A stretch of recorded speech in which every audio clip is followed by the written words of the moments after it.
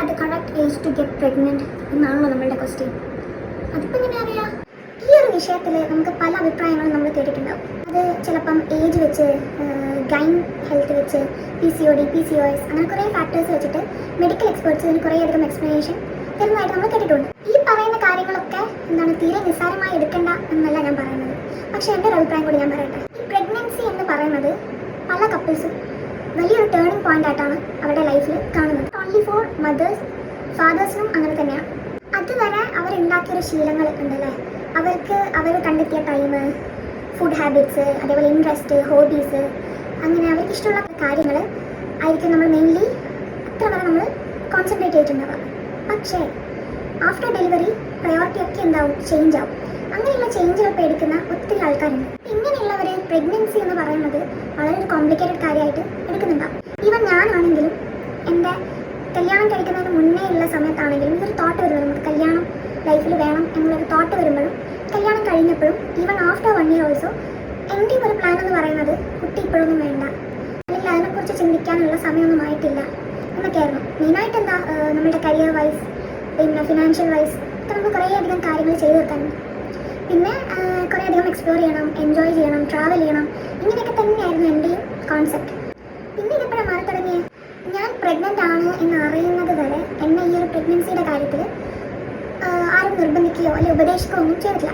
അല്ലറ ചില്ലറ ഇങ്ങനെ ഫണ്ണായിട്ട് അങ്ങോട്ടും ഇങ്ങോട്ടും കളിയാക്കി പോവുമെങ്കിലും അങ്ങനെ ഭയങ്കര സീരിയസ് ആയിട്ടുള്ള ഒരു ടോപ്പിക്കായിട്ടൊന്നും ഇത് എൻ്റെ ലൈഫിൽ വന്നിട്ടുണ്ടായിരുന്നില്ല. അങ്ങനെ മറ്റൊരാൾ നിർബന്ധിച്ചിട്ട് പ്രഗ്നൻ്റ് ആകണ്ട എന്നൊരു വാശി എനിക്കുണ്ടായിരുന്നു. ആ ഒരു വാശിപ്പുറത്ത് മാത്രമാണോ ഞാനിത് ഇറങ്ങി പുറപ്പെട്ടതെന്ന് വെച്ചാൽ അല്ല കേട്ടോ. ബേസിക്കലി കുട്ടികളെ കളിപ്പിക്കാനും അല്ലെങ്കിൽ അവരെ ടേക്ക് കെയർ ചെയ്യാനും ഇഷ്ടമുള്ള കുറേ ആൾക്കാരുണ്ടാവും. ഞാനും ആ ഒരു കൂട്ടത്തിൽ പെടുന്നതാണ്. ഈ ഒരു റീസൺ കൊണ്ട് ഓക്കെ എന്നാൽ എൻ്റെ കുട്ടിയാവാം എന്ന് വിചാരിക്കാൻ പറ്റുമോ? ഇല്ല. ഈ കുട്ടി വേണം എന്നുള്ള ഒരു ചിന്ത ഒരു സുപ്രഭാതത്തിൽ ഉണ്ടായതൊന്നുമല്ല. അത് ഗ്രാജുവലി ഡെവലപ്പ് ചെയ്ത് വന്നതാട്ടോ എൻ്റെ കേസിൽ. ആദ്യം കരുതിയത് എനിക്ക് എൻ്റെ നെഫ്യൂസിനെ മിസ് ചെയ്യുന്നതായിരിക്കാം, അല്ലെങ്കിൽ നമ്മൾ ബാക്കിയുള്ള ബേബീസിൻ്റെ കൂടെ 1 or 2 hours സ്പെൻഡ് ചെയ്യുമ്പോൾ നമുക്ക് ഓട്ടോമാറ്റിക്കലി കുട്ടികളെ ഇഷ്ടമുള്ള ആൾക്കാർക്ക് അത് ഭയങ്കരമായിട്ട് മിസ് ചെയ്യും അത് കഴിഞ്ഞിട്ട് വരുമ്പോൾ. അപ്പം അതുകൊണ്ടാണെന്ന് ചോദിച്ചാൽ അതുകൊണ്ടായിരുന്നില്ല. ആസ് എ കപ്പിൾ നമുക്ക് ആ ഒരു ഫാമിലി ഫീലിംഗിനെ കുറച്ചും കൂടി മീനിങ് ഫുൾ ലെവലിലോട്ട് കൊണ്ടുപോകണം എന്നുള്ള ഒരു ഇൻസ്റ്റൻഷൻ നമുക്ക് വരും കേട്ടോ. അത് എനിക്ക് വന്നിട്ടുണ്ടായിരുന്നേ. നമുക്കൊരു ഇന്നർ കോൾ വരും, അല്ലെങ്കിൽ ഒരു പുതിയൊരു ചാപ്റ്റർ തുടങ്ങാനുള്ള ഒരു മൈൻഡിലേക്ക് നമ്മൾ ഓട്ടോമാറ്റിക്കലി എത്തിച്ചേരുന്നതാണ് ഞാൻ പ്രതീക്ഷിക്കുന്നത്. ഇത് എൻ്റെ അനുഭവം വെച്ചിട്ട് ഞാൻ പറയുന്നതാണ്. അങ്ങനെ നമ്മൾ മെൻ്റലി പ്രിപ്പയർ ആവുന്ന ഒരു സമയം, ആ സമയത്ത് ചിലപ്പോൾ നമ്മൾ ഫിനാൻഷ്യലി സൗണ്ട് ആയിരിക്കില്ല, നമ്മുടെ കരിയർ എന്നും എത്തിയിട്ടുണ്ടാവില്ല, അല്ലേ, നമ്മൾ കുറേ അധികം കാര്യങ്ങൾ ചെയ്തു തീർക്കാനുണ്ടാവും. പക്ഷേ ഈവൻ ദോ നമുക്ക് ആ ഒരു, അതായത് ഇപ്പം പ്രഗ്നൻസി വേണ്ട എന്ന് വെക്കാൻ എനിക്ക് പല കാരണങ്ങളുണ്ടായിരുന്നു. പക്ഷെ വേണമെന്ന് വെക്കാൻ ഒറ്റ റീസൺ ഉണ്ടായിരുന്നുള്ളൂ. അത് വി റിയലി നീഡ് ദിസ്, അതായത് നമ്മൾ we are ready for a baby എന്ന ഒരു സ്ട്രോങ് ഇൻസ്റ്റിങ്ഷൻ ഉണ്ടായിരുന്നു നമുക്ക്. അതുകൊണ്ട് തന്നെയാണ് നമ്മൾ രണ്ടാളും mutually okay we are ready for this എന്നുള്ള ഒരു ഡിസിഷനിൽ എത്തിയത്. മെൻ്റൽ പ്രിപ്പറേഷൻ മാത്രം മതിയോ? അതുകൊണ്ട് മാത്രമാണോ ഞാൻ ഈ ഒരു കാര്യത്തിന് റെഡി എന്ന് വിചാരിച്ചത്? അല്ല. എനിക്ക് ബേസിക്കലി എൻ്റെ ഹെൽത്ത് ഹിസ്റ്ററി എന്ന് പറയുന്നത് എനിക്ക് സിസ്റ്റിൻ്റെ ചില പ്രോബ്ലംസ് ഫേസ് ചെയ്തിരുന്ന ഒരാളായിരുന്നു ഞാൻ. അപ്പം ഈ ഒരു പ്രഗ്നൻസി ലേറ്റ് ആക്കണ്ട എന്നും എനിക്ക് മൈൻഡിൽ എവിടേക്കോ ഉണ്ടായിരുന്നു. അപ്പോൾ ആ ഒരു കാര്യവും പിന്നെ നമ്മൾ വല്ലാണ്ട് അതിനെ ആഗ്രഹിക്കുന്നുണ്ട് എന്ന് നമ്മൾ മനസ്സിലാക്കിയപ്പോഴാണ് നമ്മൾ ഇതിന് റെഡിയായത്. ഈ പറയുന്ന കേട്ടാൽ നമ്മളെല്ലാം ഹരിച്ചും ഗുണിച്ചും നോക്കി ടൈം ടേബിൾ ചാർട്ട് ചെയ്തിട്ടൊക്കെയാണ് നമ്മൾ ഇതിനു വേണ്ടി ഇറങ്ങി പുറപ്പെട്ടെ എന്ന് വിചാരിക്കരുത്.